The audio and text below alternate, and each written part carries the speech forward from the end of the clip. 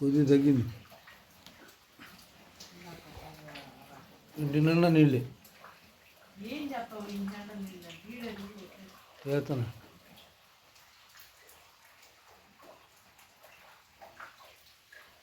Current బాగా పొయ్యి వచ్చింది మళ్ళీ.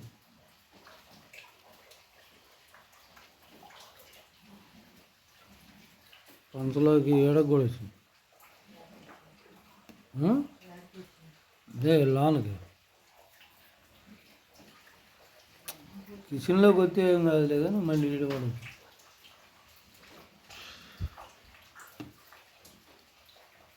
ఫోన్ చేస్తే కారుని పంపించేవాళ్ళు వెళ్ళేవాళ్ళు.